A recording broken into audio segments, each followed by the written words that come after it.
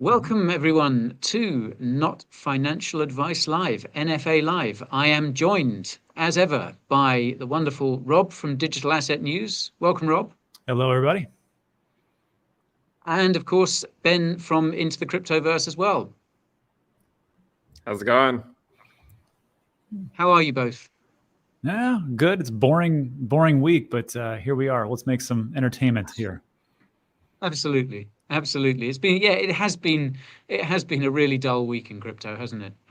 We were talking about this just before we started the stream, wasn't it? There just doesn't seem to be an awful lot happening there. So I guess it's on us guys to try and make it a bit more interesting, to try and liven it up a bit, with a bit of fervent debate, as they say. So I should remind everyone watching, first of all, thank you for joining us, everyone. We're back to our usual Thursday slot. Apologies for moving it to Friday last week. That was my fault again. So I do apologize for that. And thank you, Rob and Ben, for being so patient with me.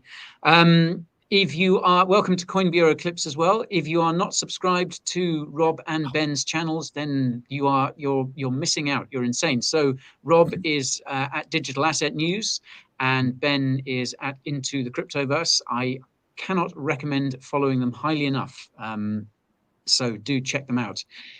So today I thought, rather than discuss bear markets or price action or anything like that, I thought we might have a chat about how we could maybe make crypto better. Now I'm guessing most people remember last year, I think it was about October last year, there was that debate, wasn't there?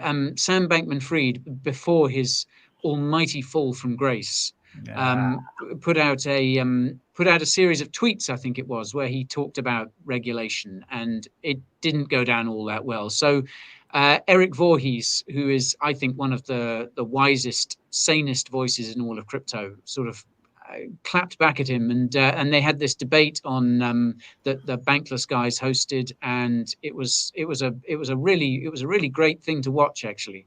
And I think it was fairly clear then as now that Eric kind of won that debate hands down. But I was struck by something that Eric, I think he talked about it briefly in that debate, but he also brought it up in his blog. And I don't know if if many people follow Money and State, Eric Voorhees' blog.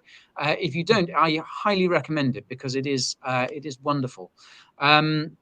So I just want to share my screen with you guys, because I want to bring up the quote that I'm talking about here. So this is from a piece in reply to SBF's ideas for crypto regulation, a response to SBF and principal crypto regulation. And I highly recommend reading the whole thing. But here's a quote that really stuck out to me, and I thought we could make it the kind of basis of today's chat. So I'll read it out for those just listening. So Eric said, and I quote, "Contract rules govern all manner of human interaction. Standards generally mean voluntary adopted rules within an organization or industry. These are noble, for they are not achieved through coercion and violence, but through consent and market forces. Standards are everywhere around you, from the shape of a USB connector to the barcodes on a book cover.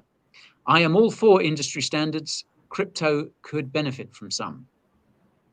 And yeah, I mean, I can't help but agree with every word he says there.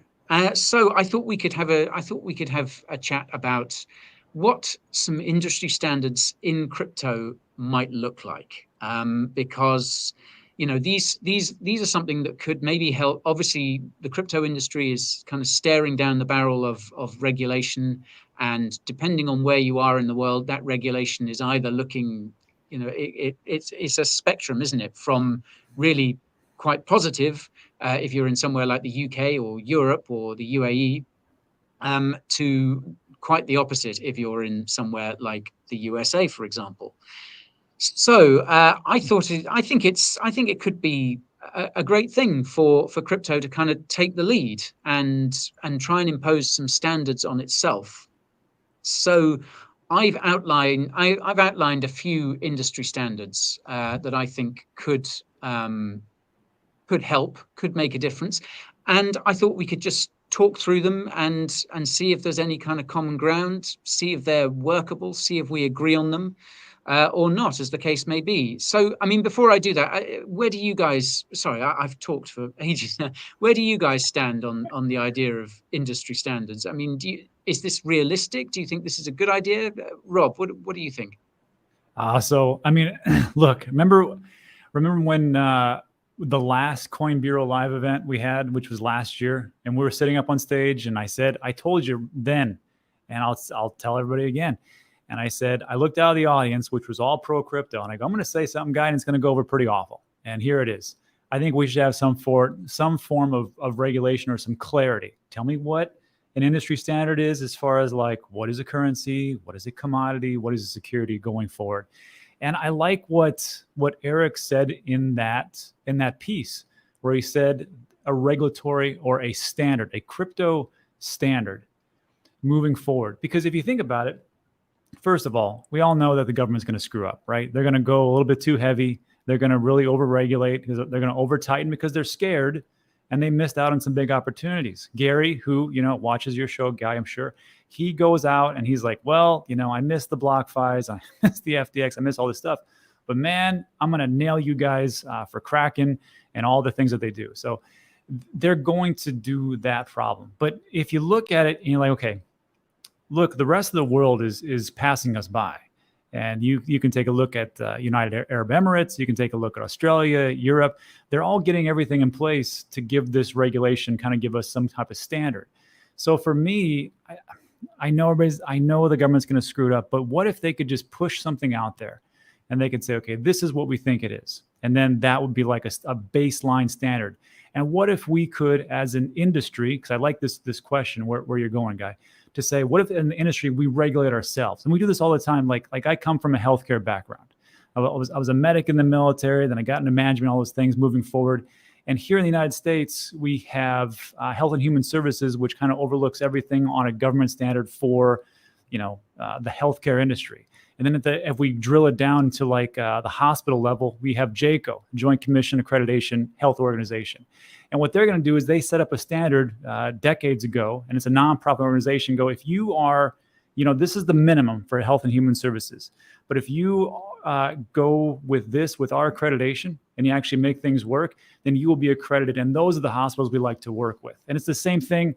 Well, I'm not nuclear engineer. Ben can talk to this, but I had to look this up.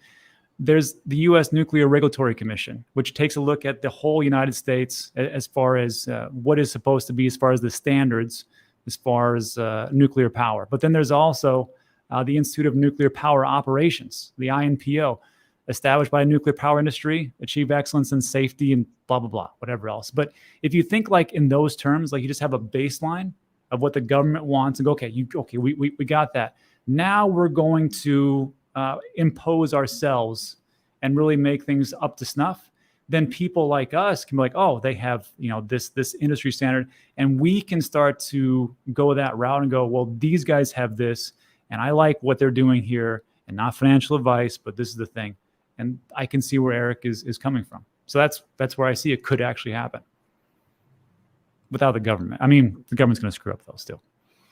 Yeah, I mean, absolutely, the government's gonna make a hash of it. But yeah, I feel it's kind of on us to, to at least try and lead the way. At least say, even if it only ends up really being for show in a way.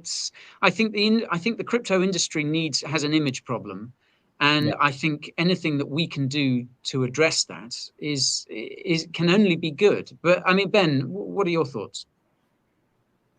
Speaking of the NRC, Rob, in grad school, I had a fellowship with the NRC for a couple of years. They helped pay for some of my grad school. Nice. The dangers of things like the NRC is that it takes, regulation, right? There's regulation there, but it just takes decades and decades and decades to change anything because of how I mean, just because of the nature of nuclear energy, right? I mean, like we use uranium zircaloy for a lot of our reactors, uranium dioxide, uranium and zircaloy cladding. And there's so many better materials, but because, you have to go through all this regulation, it just takes forever. So you don't want to see that happen to the cryptoverse, right? You don't want to see this thing, changes take 30 years, 40 years to actually implement. And for me, I think the best thing we can do is lead by example, right? So we can't, we can't go out there and make all the actors in the cryptoverse behave in a proper manner, right? Like we can't go out there and say, hey, FTX has to have just rolling back the clock, right? Like saying FTX has to show their reserves. We can't go back and try to do that same thing for, to get a little bit more clarity into how some of these yield generating platforms like Celsius and BlockFi, where they actually, how are they actually generating yield? That you can't do that, but we can lead by example, right? And we also won't be able to do that going forward. I mean, that's going to take some level of government regulation. But what we can do is we cannot promote things that don't sort of come to within an industry standard that people who like us, who, for lack of a better term, influencers, whatever you want to call us, right? Mm-hmm.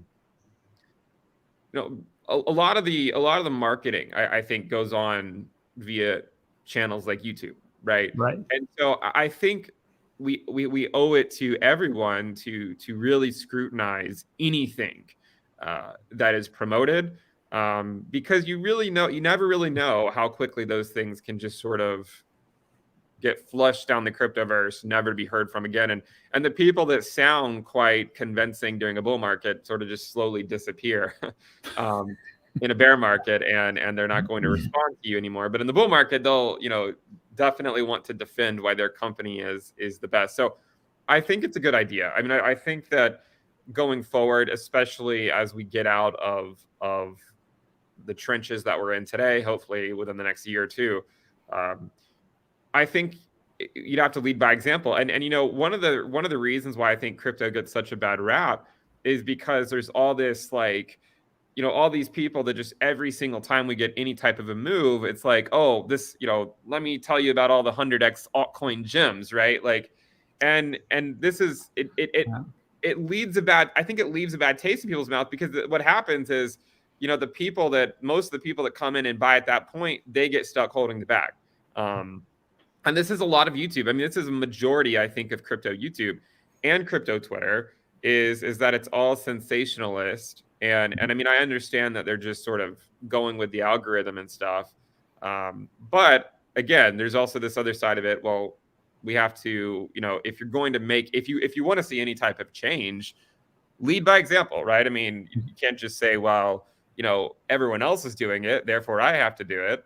No, I think you have to lead by example. And so I do think that is probably the best. It's really the one of the best things we can do is just lead by example and be very diligent in what we talk about, and disciplined in terms of figuring out what projects we're going to talk about, and just kind of leaving it out on the table, right? Talking about the risks. I mean, one of the favorite, some of the videos that I've seen that I really like are some of the ones that Guy does on, when he talks about an altcoin, and it's not, he doesn't just go into, oh, well, this is why it's going to go up, right? He also systematically talks about the risk as well, and he's not afraid to, right? And that's the thing. You can't be afraid to sort of talk about that. So I think that's where we are, and that's where I am, and just trying to figure out, how do we do this going forward, and trying to get as many people on board with that as well, because there's only 3 of us, right? And there's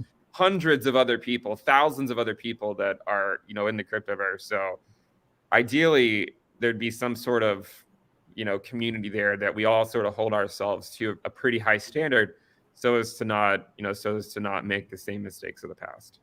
Yeah. And let me just add real quick, as far as mistakes of the past, look, on my channel, I had Alex Mashinsky on 4 or 5 times from Celsius. I had Steve Ehrlich on multiple times on my channel. And they essentially, because we didn't have these, we weren't really self-regulating as we should have. And that type of information, of course, it was all false. And we're looking at Celsius being a potential, and it's looking more and more so like an actual Ponzi scheme. Like those types of things, they can't happen again. And then the other big thing I would say is this, like, I know in the bull run, people, they always have this, and even today, they have this term FUD. Well, don't spread FUD, don't spread FUD. And there was an article out just recently about Binance and their proof of reserves and things like that. And I put it out there. I said, well, not that Binance is going under. And people say, stop spreading FUD, stop spreading FUD. I got to tell you, from here on out, I think we should be talking about the FUD, because it's not about that we put it out there and it's inaccurate. If it's inaccurate, prove it's inaccurate. Because I think a lot more people, if they don't spread that FUD, like you say, and they question things, well, then you're just silencing people when there actually is a legitimate concern. And that happened with everything. It happened with BlockFi and Celsius and FTX and everything else, and people got silenced. So from here on out, if you think it's FUD, prove it's FUD and prove it's wrong. Well, the other thing too about FUD is that, like, I feel like FUD, I mean, I know in the crypto community, of course, like, people just think of FUD as like untrue. But really, like, there are legitimate reasons that someone should be fearful or uncertain or doubt certain companies, right? Like if like Luna was a great example, and UST, and we talked about, I mean, even, I remember, Rob, you and I talked about on stream about how UST was, because we did a show where we talked about, what stable coins, right, are sort of the safest. And one of the things we said back then was like, look, UST is not like, it's not the best place to be, because, where does this 20% yield come from? And so the general argument is that if you can't get the same type of yield in traditional finance, which has been tested for centuries, like a long time, right? Why should we expect that crypto can all of a sudden offer 20% yield and it actually not be, and it actually be sustained? So, and again, going forward, look, we all make mistakes. Going forward, I think this is what we have to say. You have to say, look, we're going to be very disciplined in this. And we're not going to, we're because we know, I mean, human greed, right? And greed isn't going to change next cycle either. Well, we had the same stuff in 2017 too. I mean, it's slightly different, but it's more or less the same stuff, right? Everyone gets super greedy. Bitcoin goes on a bull run. All the altcoins jump on the ship, and then people just try to hype it up. So you have to look through the BS and really hone in on what's actually being promoted, because everyone loves that stuff in a bull market. But as is true. Everybody's gonna be greedy. That's how it is. Yeah. I mean, there's things that we can't change, aren't there? That we can, and no amount of, I think, industry standards are going to change that. People are always going to act out of self-interest. There's always going to be greed flooding in at certain points. But yeah, I guess people in, not just in our position as well, and this is interesting, because I think you guys, we've talked about how the YouTube sphere, the influencer sphere, and all that sort of stuff should have certain standards perhaps to adhere to as well. And of course that runs right across the industry as well, because and actually some of the standards that I've kind of suggested for us to talk over, like a few of them apply to things like exchanges as well. And I mean, I don't want people to kind of think that I'm particularly picking on one particular sector of the crypto industry, because I think this is one of the important things about standards. It should apply to everyone, whether you're an exchange, whether you're an influencer, whether you're a crypto project, whatever it might be. These are standards that everyone should ideally respect and stay on the right side of. But it's certainly not going to be an easy process. So shall we, on that note, shall we kick off with the first suggestion? And this was one for exchanges. So yeah, exchanges must, so standard number one, perhaps, if you like, exchanges must provide proof of reserves using cryptographic proofs like Merkel trees. What do you think of that? Is that something that's workable? Obviously, proof of reserves has been talked about a lot ever since FTX. It's been shown that proof of reserves themselves are no good on their own. There needs obviously proof of liabilities as well as important. But yeah, I mean, is this a starting point? Is this something that we should perhaps expect from any exchange that we would either, promote or call safe? Is this a reasonable thing? Is this a reasonable standard to expect? Ben, what do you think? I think it's certainly a starting point. I mean, I think right now it's more so just like, hey, just trust me, bro, right? Like, just like trust that we have the assets and trust that those assets are not outweighed by our liabilities. Look at the standards in traditional finance, right? You have like 4 major accounting firms, and basically any reputable company is going to have their financials audited by one of these major firms, and that's where a lot of this trust comes from. Now, I mean, of course, for crypto, it could look different. It could be, something like Merkel trees. I mean, again, I think it's a great starting point. I think the counterpoint to that, though, is that there's still going to be a ton of people with large wallets who aren't going to understand a thing about it because it's not the world that they're used to. So I think, again, it's a starting point, but you still, there are going to be a lot of people that require, one of these trusted larger accounting firms to go in. And this is one of those things recently where, there's been some, and again, I like you, I'm not here to just pick on any specific exchange because, there's of course fear in every bear market as to which exchanges are going to stand the test of time. But look at Coinbase. They're a public company. Their financials are audited, and it's at least a starting point, I think, for people to say, all right, well, we know that someone has actually come in and verified things. There's a lot of exchanges out there that don't do that, and it's more and FTX. We saw what happened there.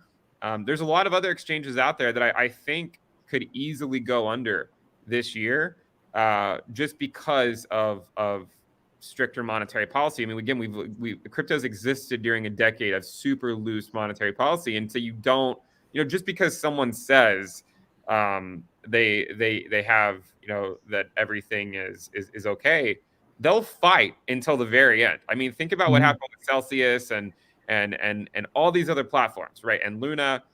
They'll fight until the very end, and they'll be the biggest defenders that what they're doing is right up until it's proven that it's not. So yeah, I do think cryptographic proofs are a great starting point for these exchanges. I mean, it at least you can at least verify some of these assets. I also think to really see full adoption among broader sectors, like where you're not just, because again, I think of crypto like we're in a lake.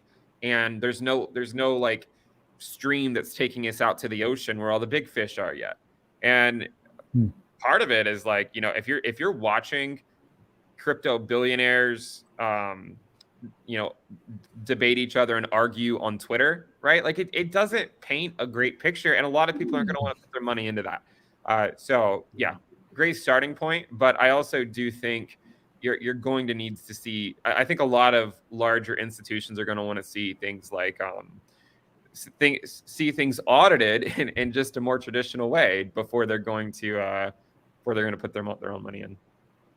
Yeah, I think audits is a hot topic, isn't it? Because as you say, Coinbase as a public company, it has to be audited. Kraken, I think, was audited last year, and as I've said before, I think Kraken deserves a lot of credit. And that was one of the reasons why it was so, depressing, I guess, to see the SEC going after Kraken last month over staking. It was like Kraken is one of the good guys. Kraken has done everything by the book, and I think Coinbase as well. There are so many hoops that these guys have to jump through, and auditing is, as I understand it, auditing is not straightforward for crypto exchanges, and I think I think Binance was looking to get audited earlier this year, and they couldn't find. Didn't they have an auditor lined up, and then the auditor kind of backed out and said, we can't handle this job.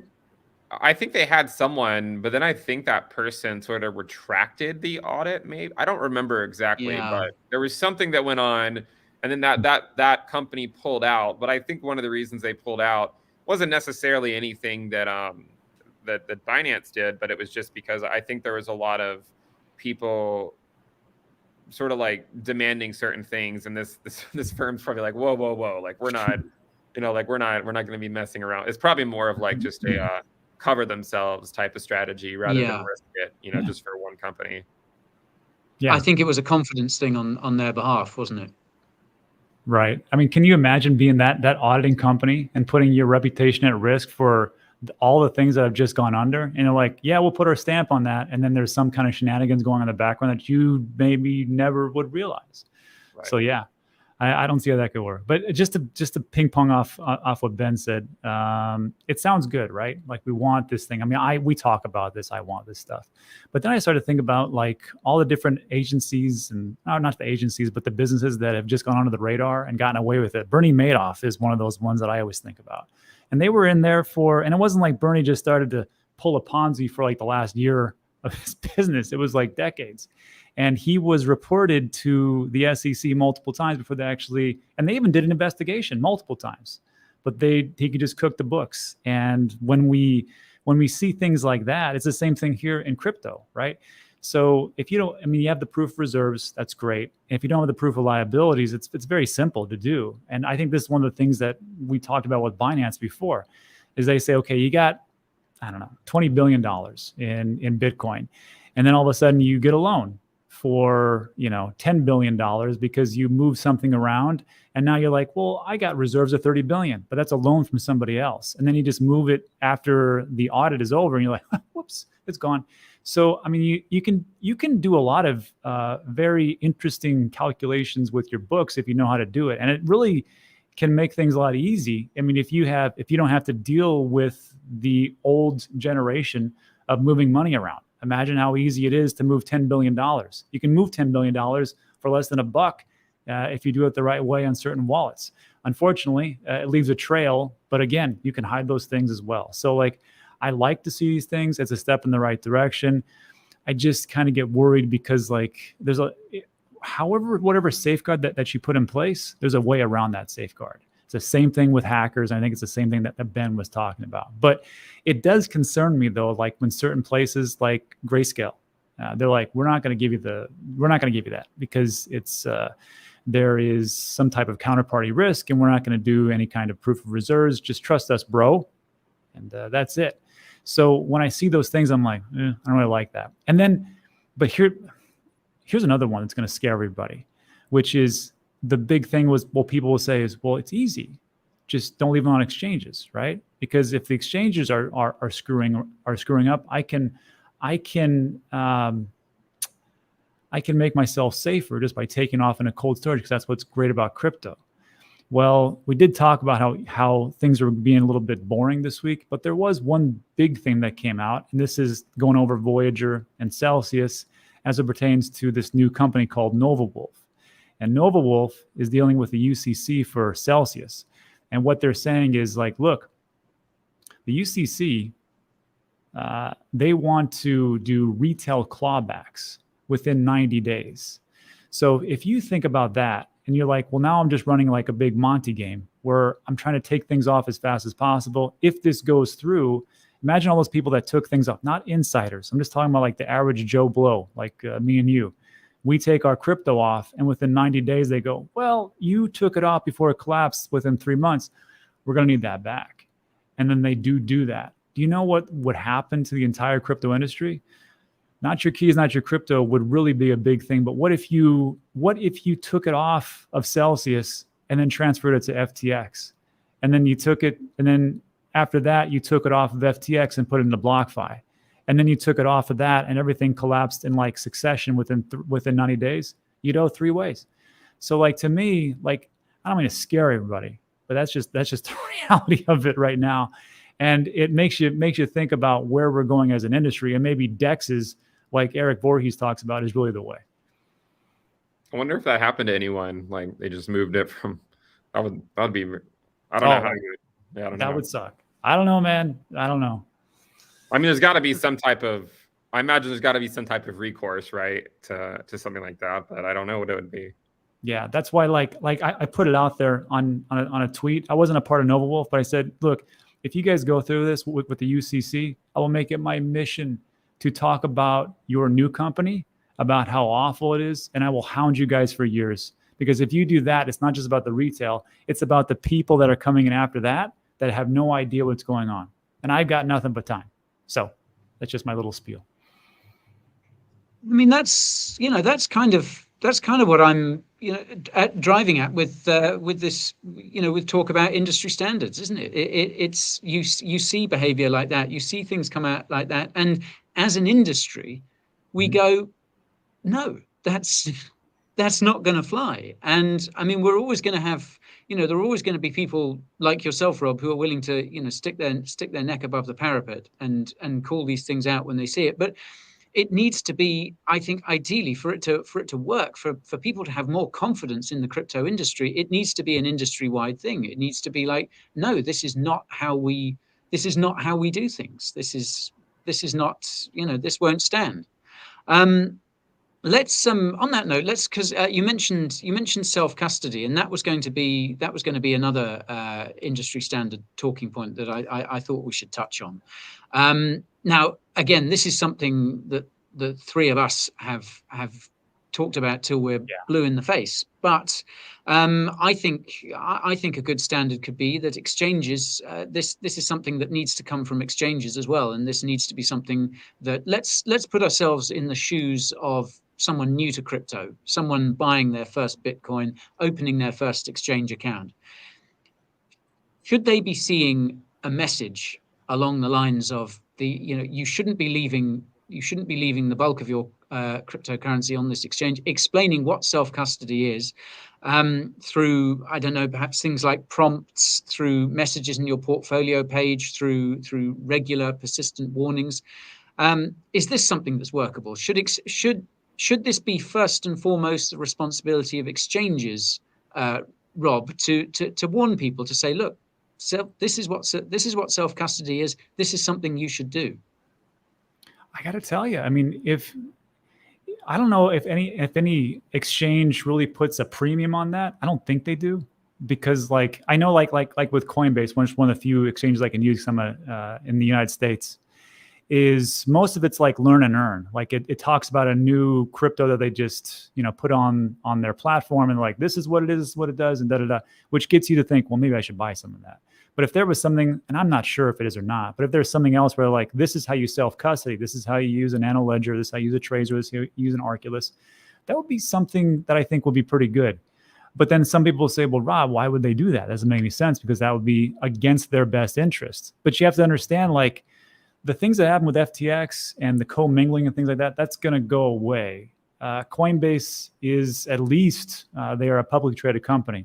And I just saw Brian Armstrong. It was on Bloomberg TV, and he talked about his the recent revenue generation that they have. You know that 48% of their revenue is generated from subscription services. And what is that? That's Coinbase One, which is what I pay for. I paid like, it's either $19 or $29, and up to $10,000, I don't pay any fees for whatever I want to do. If I'm buying, selling, moving.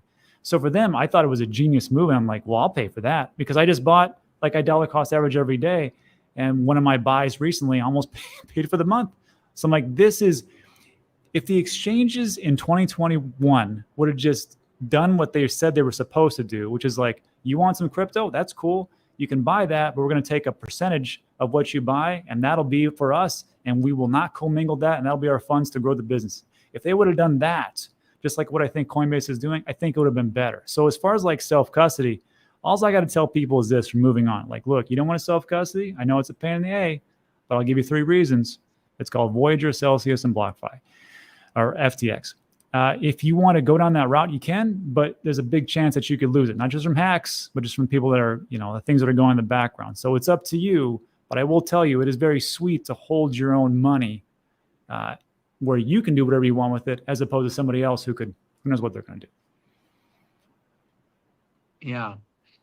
I think it's this idea, I think that, yeah, it should. I think it should come from the exchanges first. I mean, you say it's not necessarily in their best interest. I think arguably it is, because they want to be pushing the narrative that people should be taking their own funds, taking their funds into their own cold storage. And I mean, that certainly reduces their liabilities as well. I think exchanges do arguably have something to gain from promoting self-custody, because I think if anything, it's a good look. It says, look, we've learned from the mistakes of the past. And yeah, as you say, Rob, you can give 3 reasons: Celsius, FTX, and Voyage, or whatever. But I mean, to someone new to it, to someone coming to crypto for the first time, these are things that don't necessarily resonate with them. It's like, oh, Celsius, yeah, I heard about something like that. FTX, yeah. And again, I mean, this is something that I remember people saying to me a while back. It's like, yeah, Mt. Gox, what happened there? Yeah, exactly. And you're like, Mt. Gox, what? You don't know about Mt. Gox? Let me tell you all about it. But yeah, I think people new to it, that's not going to resonate in the same way. But Ben, I mean, do you think this is? I mean, is this something that's? It feels like this is a kind of a small ask for exchanges to do. I think is it reasonable? Do you think it would work at all? I think it is reasonable. If you think about exchanges, that's usually how people really enter into the cryptoverse, right? Like, you have to be able to go buy somewhere, whether it's decentralized exchange or even a centralized exchange. But with the centralized exchanges, let me put it this way. If I were running my own centralized exchange, which, I mean, I'm not, I have no plans to, don't worry. But if I were, then I would not want people to keep their crypto on my platform, because I wouldn't want that responsibility of making sure. I mean, not that the responsibility can't be taken by some people, because the truth is there's always going to be some people that just don't want the responsibility. But I think it's a good idea, to say, look, not your keys, not your crypto. So just be very transparent about, anything can happen. And if you think about the business of being an exchange, right? Like, when I think about an exchange, and I'm not really talking about all the the leverage stuff that gets into riskier stuff, but when you think about an exchange that is, basically pairing up buyers and sellers, that I think is what their primary business is, and that's what it should be. But what happens is greed takes over these, some of these companies, and they end up wanting to give some of these funds to hedge funds or, whoever it might be, so that they can go gamble with your money, because they think, like, all right, it's a bull market. We have all this money just sitting around. Let's try to earn some yield on it. And so this is the danger. So I think if exchanges were being honest, they would want their clients to sort of remove that risk that they would have to then, that they would have to carry on. So yeah, and I mean, I'm not saying there's no place for other types of businesses, but if you are an exchange, I think, do what you're best at, right? And that's pairing up buyers and sellers, and they get their fee, right? They take their percent, they take their commission on that. And there's plenty of ways to monetize that. I don't think it's necessary for them to have to go do what some of these other, like, look at what happened with FTX. I mean, you see how quickly things can melt down when you get into these other businesses that you're not good at, and frankly, they didn't have permission to do anyways. So yeah, I think it's a good idea. I mean, just telling people up front, hey, not your keys, not your crypto, would go a long way. With that said, I also know it's easy to say that, right? Like, it's easy to say, not your keys, not your crypto.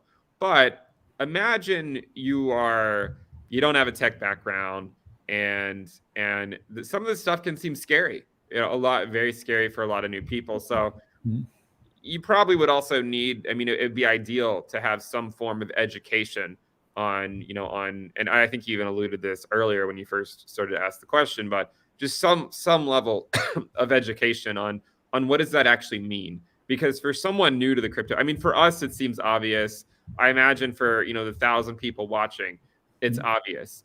But when we fast forward the clock in a future bull run for new people into the cryptoverse, they're they're not going to know what that means. And maybe they know what it means, but they don't understand just how high the risk is. They don't understand what the stakes are because they haven't lost the money themselves. And so hopefully we can all do a better job. I mean, exchanges, I'm just speaking collectively, the cryptoverse as a whole.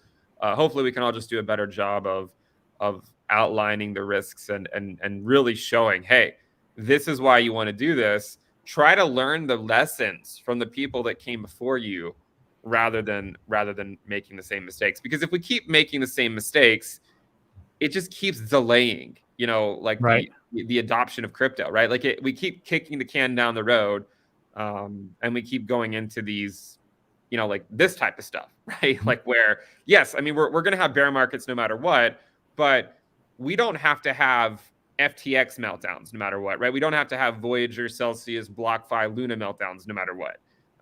There's going to be bear markets, but the extent of those bear markets, I think, look, I mean, they don't have to be 85, 90% drops every 3 to 4 years. Yes, the stock market can go down. I mean, it hardly ever goes down that much, but even when it does, like it's a once in a lifetime thing. It's not a, hey, we have to go down 95% every 3 to 4 years because we have to cleanse the space of all the new scammers that came in. So yeah, I do think there's a lot of truth to just sort of getting these, telling these people these lessons up front to people and trying to walk them through specifically why it's important rather than just saying it, but saying, hey, look at what's happened in the past or something. Because I think it can start to sound a bit of a mantra. It can start to sound a bit repetitive, can't it? Not your keys, not your crypto, not your keys, not your crypto. And it's like after a while, I think people stop hearing that. And I mean, as this comment that I've flagged up there, Krista makes a good point. Will people read those warnings? How many of us read every pop up in terms of service? And I think that's a very fair point to make. It's how are we going to be able to get through to everyone every time? No, but I think we have to try. And again, this is part of why why we're talking about standards.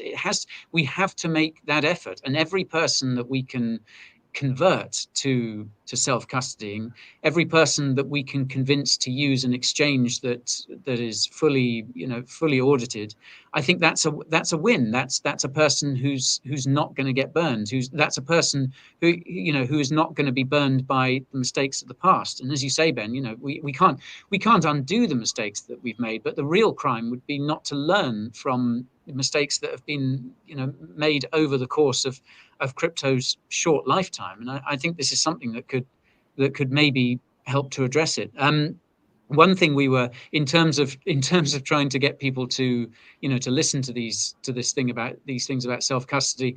I was spitballing this around the office with some people earlier, and someone said, well, you have these exchange celebrity endorsements, the likes of Matt Damon and Larry David for FTX, and obviously they've caught a lot of flack for that.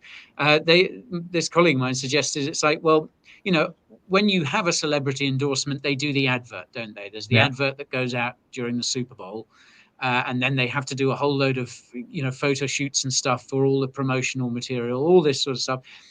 Could you not add in that one of the things that they have to do is a short little spiel about self-custody? They're not going to listen to us. They're not going to listen to a pop-up on their portfolio page. Maybe they'll listen to Matt Damon. Maybe Larry David explaining self-custody will be the light bulb moment for people. I mean, it sounds it sounds a little flippant, but I think is that something we could try? You could try it, but I mean, but the thing is, like, this is the problem.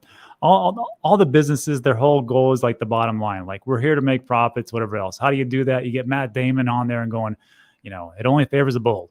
And then, of course, they talk about their exchange, and that's pretty much it. But if they could do something like that, like, I think that's the whole point of us, right? Because I don't know if they're going to do that. I mean, I'd like them to, but that's kind of like our job, isn't it? I mean, moving forward, we're going to have to be the brother's keeper, because the people that, like, when I got in 2017, I'm like, yeah, Mt. Gox, that sounds awful, but it was a hack. So, there's better terms here. And then moving forward, in 2025 when we're talking about this, hey, you know, you got to self-custody, because the new people are like, whatever, boomer, I don't really care what you say because that was a long time ago. And that's, I guarantee you, mark my words, that is definitely going to happen. But I mean, I just think that's what it's going to come down to. And then just real quick about that point about exchanges and, you know, them saying, well, you know, self-custody. I will say this, in also that report that was put out from Coinbase, you know, I think it was between 19 and 20% of the revenue was from staking. So if that's the case, then I don't know if it really would be in their best interest on that front. But there's just a side point. Well, I mean, with potential regulations, that might not be something they have to decide anyway. That is a Gary point. Gensler's come for that little income stream already. See, yeah, but here you go. But I mean, Coinbase, they did it on the up and up. I think Kraken was a little bit different, but I like Jesse and what he had to do. But I got to tell you, it must suck to be Jesse Powell, because he's the one that was like, he put a tweet out. He said, look, I tried to warn the SEC about FTX and different things, and we did our job, and they come after us, and the FTX is the one that got away with it. So it's awful.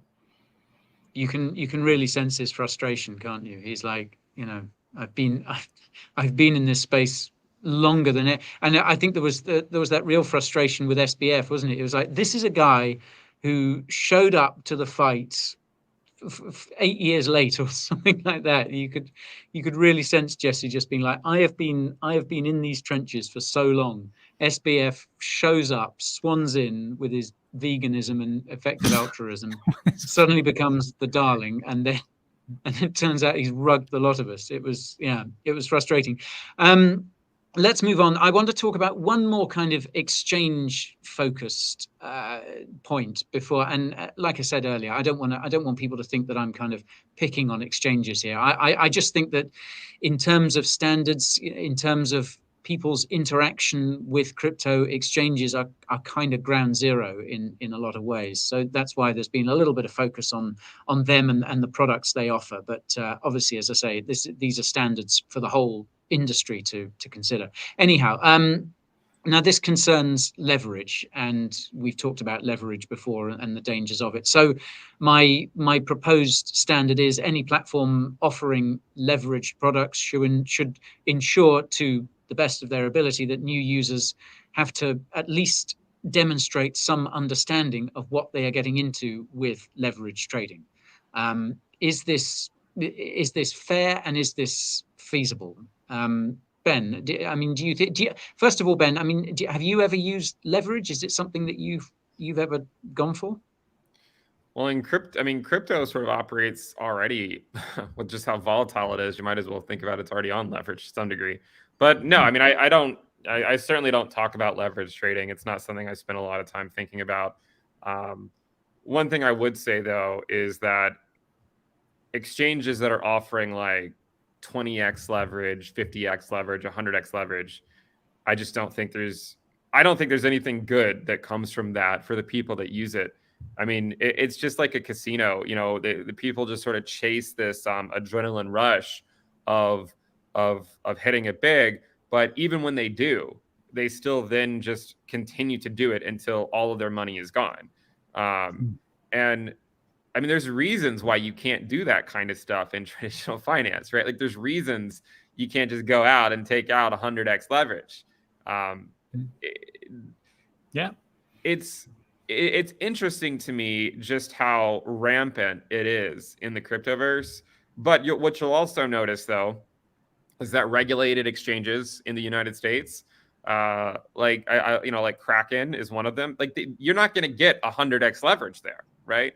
But there are a lot of exchanges where you can. And, I suppose that some form of education on it would be somewhat useful.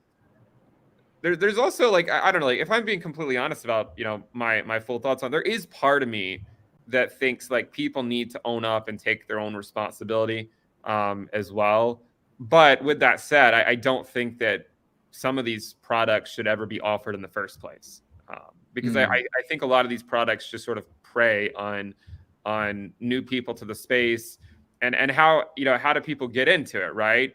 You get people to hype up the exchange, you know, and to get them over there so that they can trade on leverage. And what ends up happening, you know, they just lose all their money doing it, chasing the dream, right, of striking it big. When in reality, there's not really a great it's not really a get rich quick scheme. It's a get rich poor scheme. You know, like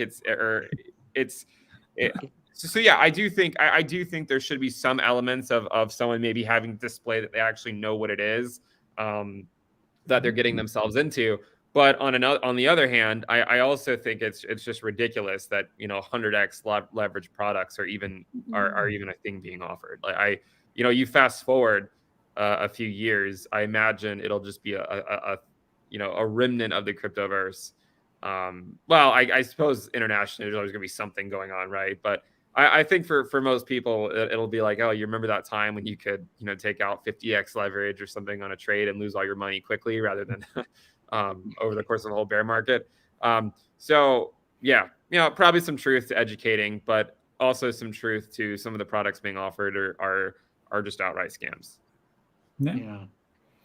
Rob, I mean, is this because I think a lot of people will say, well, this is kind of, you know, this is all well and good, but this is kind of nannying, you know, this is this is a big bad world. People have to make their own mistakes. And you know, as Mark has pointed out here in the comments, you know, there's plenty of other places where people can go and lose their money. Why should crypto have to, you know, have to clean up its act when they can go and lose everything in, you know, on the horses or one of these fixed odds betting machines. I don't know if you guys have them over there in the States, but they're you know, kind of glorified fruit machines that just, I mean, they're terrible levels in the UK. Yeah, look, this is not gonna, unfortunately, like it sounds good, right? When I read this question, I'm like, that makes sense. We could do that. But as time has gone on, I've just learned that people are going to do what they're going to do. And it doesn't matter how much education you give them. It doesn't matter how you clarify the terms of service. It doesn't clarify the detrimental effects that you're going to have. They're going to do what they're going to do. And I got to tell you, unfortunately, and like on my channel, on one of my rules, I say no leverage. I would like people not to use leverage, but it's not like I'm saying you can't use leverage. I'm saying I don't think it's a great idea. But pain, unfortunately, is the best and only teacher out there. And unfortunately, you're going to see a lot of people who are going to get wrecked, and they're going to get lost, and they're going to use it on leverage, and it's going to suck. And the ones that can learn from that are the ones that bounce back and become the next millionaires or billionaires or entrepreneurs or whatever else. But without that opportunity to fail and rise back up, it doesn't matter. So I think that, like, tests are great, but I can tell you, I mean, people that there was a point there, he said that Binance makes them test before they do anything. They're going to take that test. They're going to look up the answer and not really care on Google. They're going to start to gamble, leverage play, and they're going to get wrecked. And then they're like, well, that's just it. So, I mean, I'd like to see it. Russia tried to do something else to get people to invest or to be able to invest by taking a test and crypto. And I don't even know if it's going to really work out. I think the bigger thing is accredited investors. I think it's unfair here in the United States that unless you're an accredited investor, you can't do a lot of certain things because you didn't make money. So, well, I want to make money. Well, I don't have the opportunity. Well, why don't you have the opportunity? Because you didn't make money. So that's I think one of the bigger issues. But as far as like testing, I don't think it's going to make much of a difference. Sorry. Yeah, I think you're right. And again, I think maybe there's a compromise here that maybe, okay, we put things, each exchange sets a hard test in place. Okay, they can look up the answer. But I wonder whether, again, this goes back to the idea that every person that these standards sort of save, maybe just from themselves, that's a win. So maybe someone who's got leverage trading. Oh, well, I have to do a test. I can't be bothered with that. No, fine. You know, I suggested as well to one of my colleagues. I said, well, what if you put leverage products behind a paywall? What if you had to pay $10, $100, or whatever it was? And my colleague just said, look, there are degens out there. They will pay. They don't care. They know that they can make it back on one trade, all this sort of stuff. And I said, yes, fine. But if it stops a handful of people, I see it as a sort of succession of nets that get ever smaller. You're trying to stop as many fish getting through this net, and you stop a few with each one. So I mean, maybe we could compromise on that. And also going back to what Ben was saying, this idea of 100x leverage. I mean, surely this sort of stuff. And I think that's already, I think that's already kind of disappearing from a lot of exchanges. I mean, I think could we agree on the fact that no exchange or platform that follows crypto industry standards should offer 100x? Maybe could we place a limit on maybe like 10 or 20x maximum? I would say 5x maximum. 5x. But I think that's actually pretty standard in terms of I'm not 100% sure about that, but I don't think in traditional finance anyone can just go out and get 20x leverage. It's just, I mean, that's a lot. Like I think we're sort of desensitized to it because only 20x. Well, there's other guys doing 100x, right? But it's still a lot. 20x leverage is a lot. I would say 5x, but I mean, maybe I'm just too conservative. I don't know. Let me ask you both of you this question. Have you gotten comments in your comment section after you've done a video on whatever that you're talking about how people have lost their tail by doing a ton of leverage plays, and thanks for putting out a specific video because it saved them from not doing it again? Because I got to tell you, especially in after the bull run, I was getting tremendous amount of those comments like, hey, I used to do this and I lost it all and now here it is. Do you guys get those same comments or no?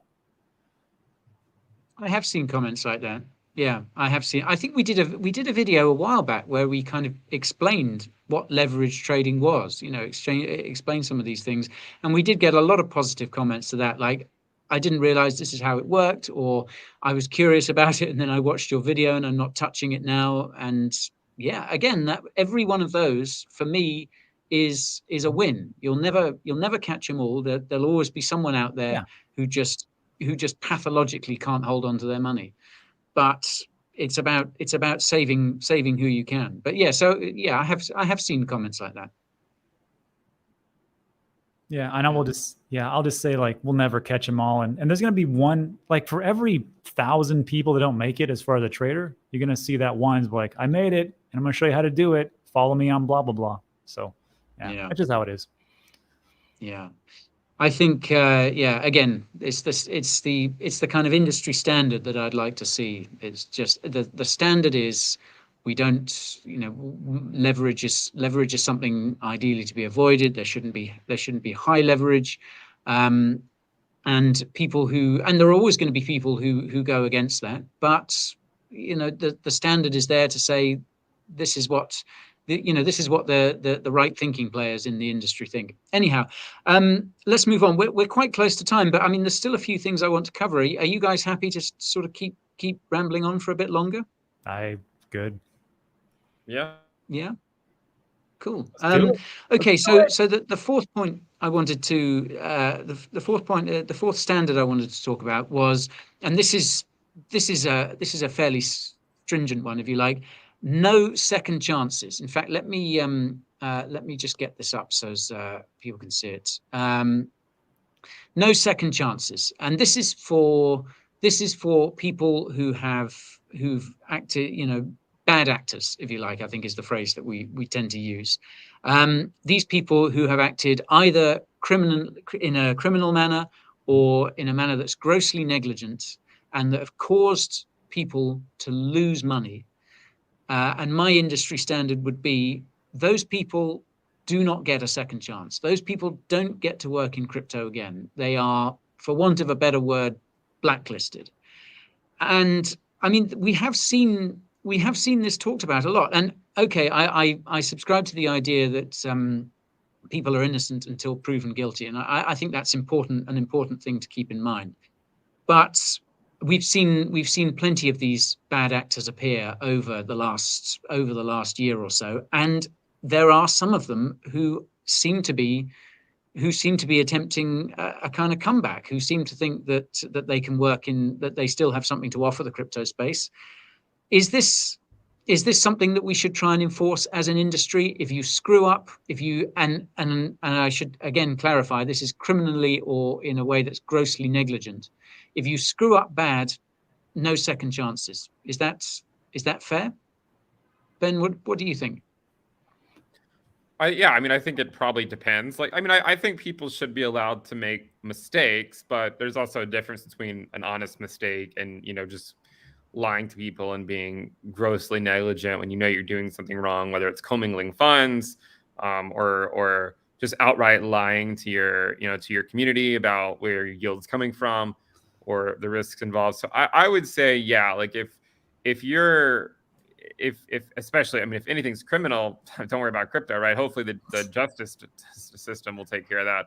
But yeah, I would say that there's a lot of truth to that, right? Like, I don't think people should that do these types of things that prey on new people to get it, to sort of get when they come into the cryptoverse for the first time, and they get them to give them all their money through these various platforms so that they can go leverage trade it on really risky stuff.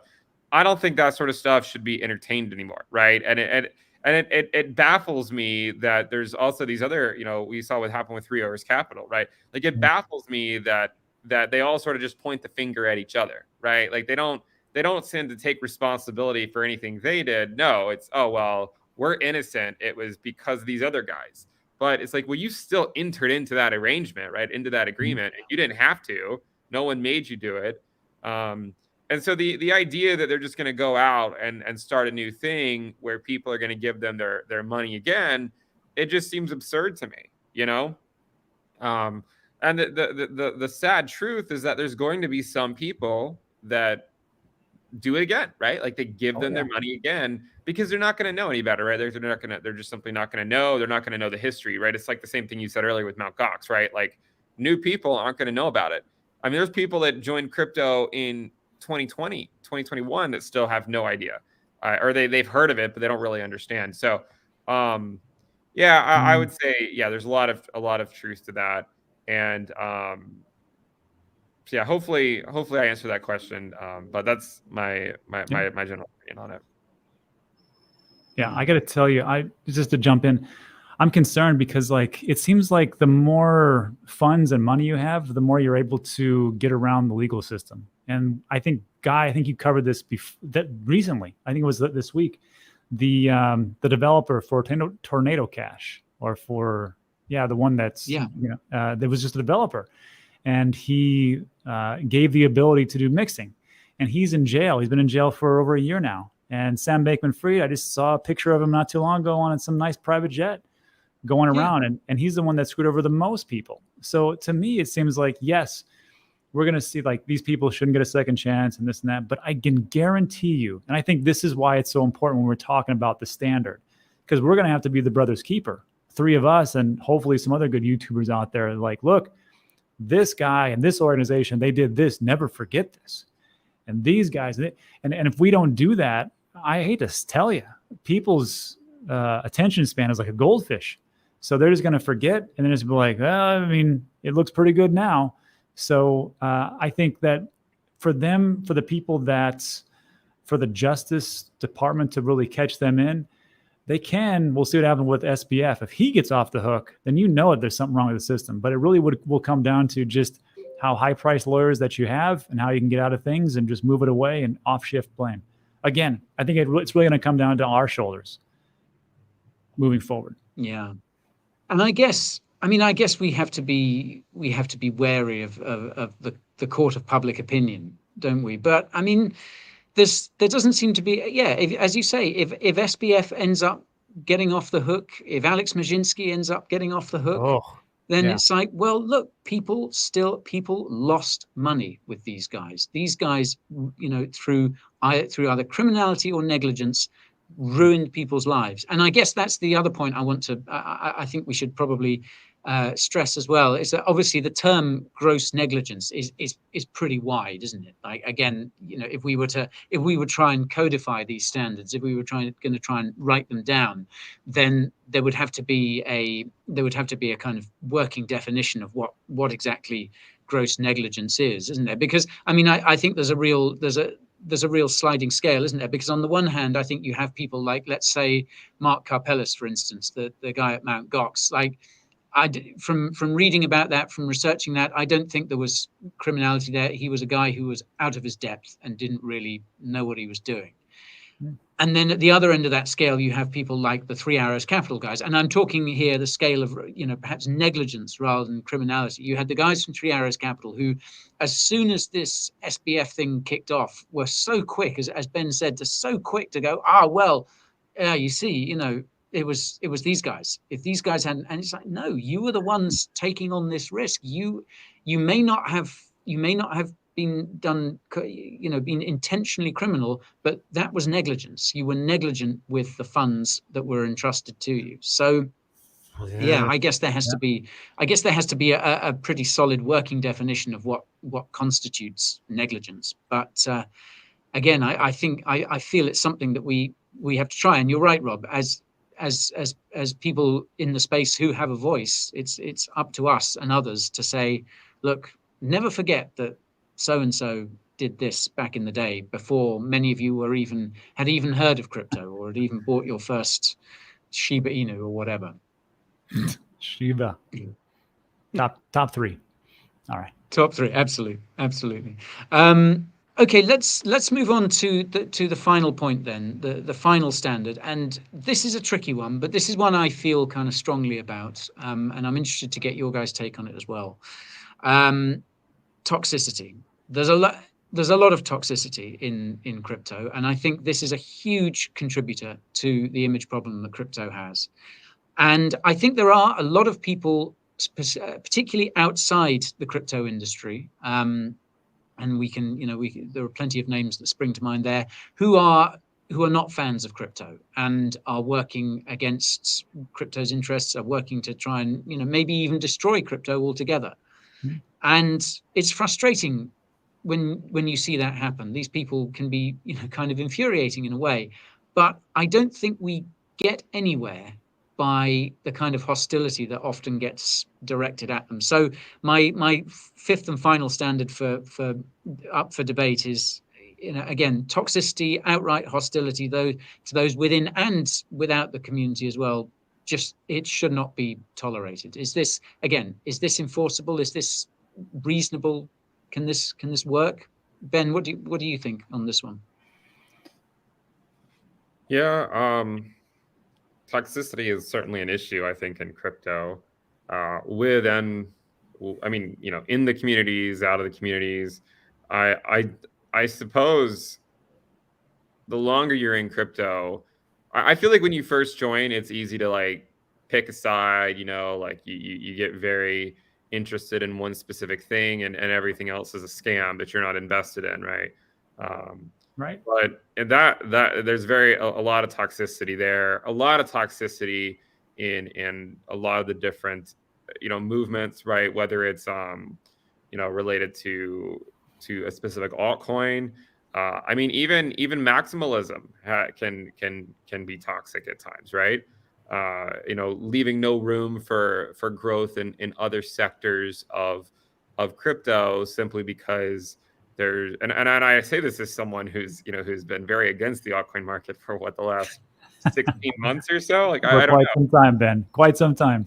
Yeah, like, it's been a long time, but even I recognize that the cryptoverse can be bigger than Bitcoin. And that's coming from someone who will tell you that I think the dominance of Bitcoin needs to go up a lot, but there's still an ebb and flow. So I think we would all do much better, I think, if there weren't so much toxicity between people. And I also think about it like this: like, we're all more alike than we are different, right? Like, there are differences, but we're all here. Well, we're here to make money, if we're being honest, right? But we're also here because we like, there's elements of crypto that we like, right? Like, we see the debasement of fiat currency. We don't like how our net worth is just inflated away by all this money printing, and so it can bring you to Bitcoin and then other things. The idea of smart contracts and entering into those things and not having to rely on a middleman with Ethereum. Like there's all these sorts of things that bring us here, and then we just sort of bicker over some things. But in the grand scheme of things, some of the things we bicker on are not. I mean, like, again, the way to phrase it, I think, is to say we're more alike than different. And also to remember too that, and I think this is hard for people to do, is it's important to separate out people and opinions. Like, someone can have an opinion about something, but that doesn't make them a bad person, right? Just because they disagree with you. So try to separate out an opinion so try to separate out someone's opinion about something from what you actually think. If that person's a good or a bad person, maybe because they disagree with you on an altcoin, probably means you have too much invested, right? So yeah, I would say there's a lot of toxicity, and we should do a better job, I think, of not getting at each other's throats anytime we express opposing opinions. And as far as outside of the cryptoverse, I don't know. There's always going to be these people, right? There's always, anytime you have a new technology, there's always going to be people from, that are, a couple generations older that are never going to accept it because it's so different from what they ever understood when they were our age. Just like the truth of the matter is, in 40 years, we're probably going to be those people, whatever the next new thing is. Oh, you guys don't know what you're talking about. All this stuff's a scam, right? But yeah, no, there's a lot of toxicity, and I think we could at least do a better job patrolling it within the cryptoverse than outside of it. Yeah. I mean, Rob, do you think we risk trampling on freedom of speech here to an extent? I mean, because how can we really expect to control what people say? I don't think so. But I mean, is it reasonable to say, look, you're entitled to your opinion, but it's up to you to express it in a way that doesn't involve death threats or even, dare I say it, have fun staying poor and this sort of stuff? I mean, or do we just, or is it something we just have to put up with? Because I want to share a comment here as well that someone made. Here we are. Civilization has always had to try and control the bad elements that are only out for themselves. I mean, am I being too idealistic here, Rob?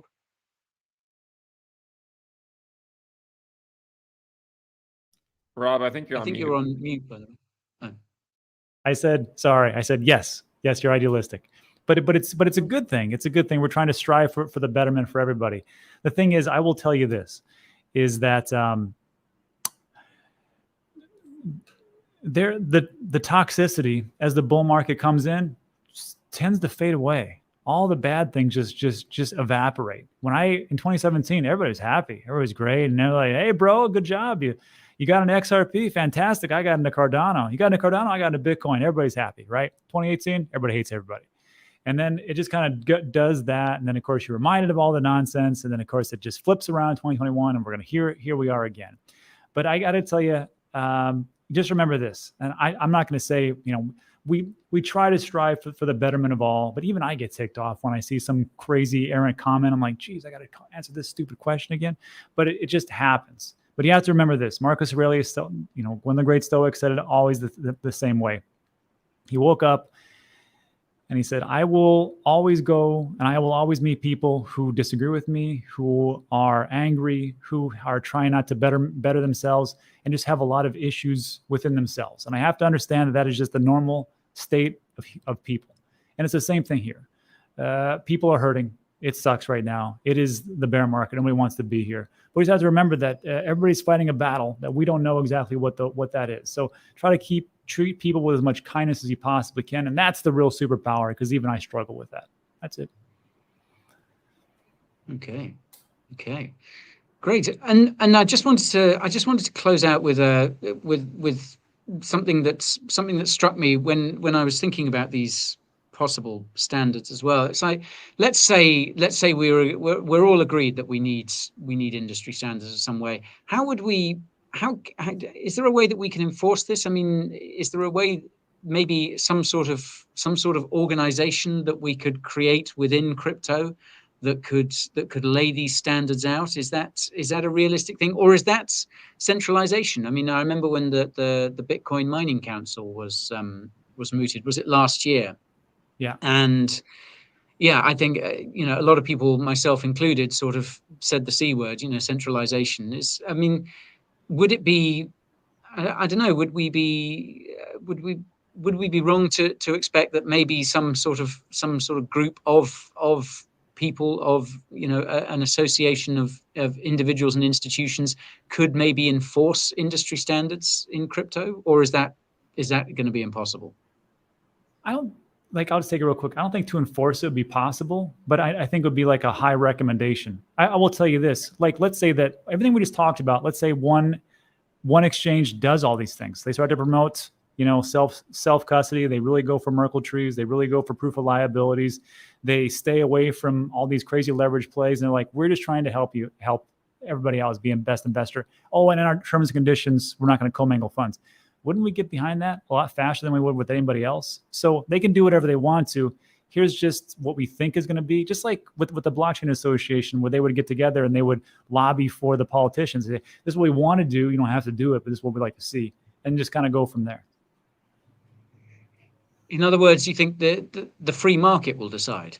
The free market always decides, I think. And we can just try to do our best job and just say, well, I did my best, and off we go. Right. Like you could always have an organization, but I mean, I don't think that they're going to necessarily be able to enforce anything, because regulations and rules are going to change so much from one place to another anyways. But it could at least be a list of companies that meet certain standards, and it'd just be say, hey, these companies meet these standards. And it's not that, you wouldn't necessarily put all the companies on there that don't, but you would just say, all right, if you get on this list, and that means they meet the standards, they've been audited by a reputable company, and so on and so forth. Just so there's but again, it's not going to be anything that can be enforced. And you could, you might even be able to, there could be some elements but again, you're right. It's going to be hard to, make something like that truly decentralized, because there has to be, you would think that in some cases, the average person like me, I'm not going to know if some company is necessarily doing things by the book, or if they're hiding something, right? So you would probably need some, it would seem like you would need some types of, some levels of authority in some cases, like one of the four accounting firms, right? They come in and they say, all right, these guys, they're doing things by the book, and we kind of take them at their word because,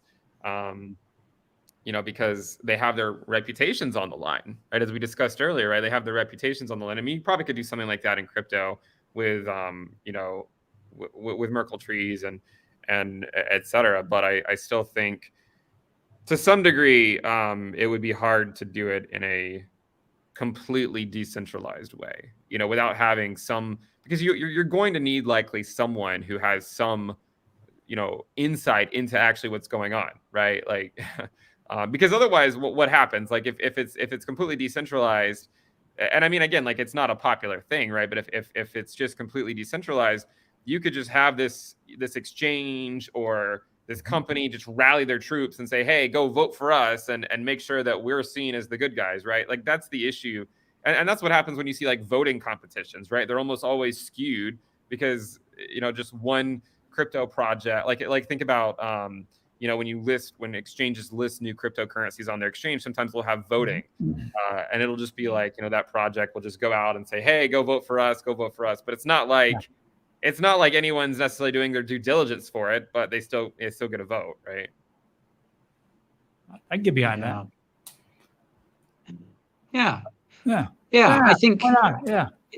Why not?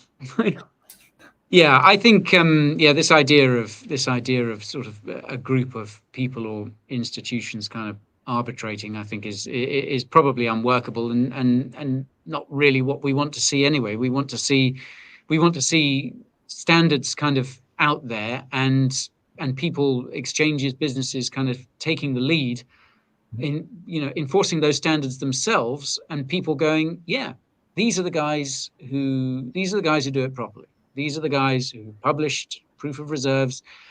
These are the guys who don't promote crazy leverage. These are the guys who, as much as we know, can be trusted, but don't trust, verify. But yeah, I think we've started a debate there that I think could probably go on for a long time. But thanks for that, guys. I've kept you a lot longer than we normally chat for, but I thought that was a really kind of interesting discussion to have, and I think there's so many more standards that I think perhaps we could talk about in the future. But yeah, it's been an interesting discussion, and thank you for joining this week, guys. What's the plan for next week? Who's hosting us next? It should be on my channel, but I mean, we've already gone so far over. We're basically at that time. Why don't we just go ahead and jump into the next one? Everybody go to Ben's channel right now. Everyone, the party that never ends. Yeah, we'll talk charts and everything. It should be on my channel next week, and we'll get back to talking about some of the other elements of the market. I mean, I think it's a good idea to switch it around so we don't talk about the same thing over and over. So I think this was a great idea, Guy, to talk about this kind of stuff, because these are the things that like someone's got to think about it, right? Someone's got to think about how can we actually make things better, because if no one does, then nothing's ever going to change. Yeah. Well, people will come and try and make it better for us, and that's when we end up, and we just end up in a battle against regulators. And I mean, I was wondering again when I was putting these together, it's like, well, would these change anything? Would this really make any sort of difference at all? And to be honest, I'm not sure what the answer is, but I kind of felt, as an industry, if I was on the outside looking in, I would think, well, at least this is an industry that is trying to get its house in order. Because again, going back to what I said at the top of the stream, I think crypto has an image problem, and I don't think by any means everyone in crypto is guilty of contributing to that. But I think the only way that we can fix that image problem is ourselves, is by taking positive steps. So yeah, I hope this discussion has been an inspiration to people and got people thinking about it, and maybe we can pick it up again sometime. Maybe the next time crypto has a week quite as quiet as this one has been, because I wasn't too sure what else we were going to talk about this week.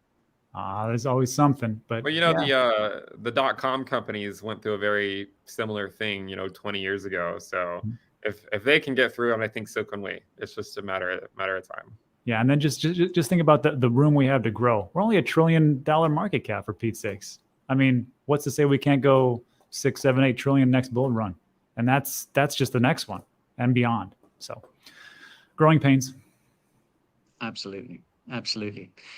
Let's leave it there. All right, thank you everyone for joining. So next week, Thursday, 9 a.m. Eastern time on Ben's channel, Into the Cryptoverse. As I said, if you don't already follow Ben and Rob, please do. Ben is at Into the Cryptoverse. Rob is at Digital Asset News. Gentlemen, it's been a pleasure as always. I will leave you to the rest of your week. Thank you everyone for joining, and we will see you next time. See ya. Adios. Thank you.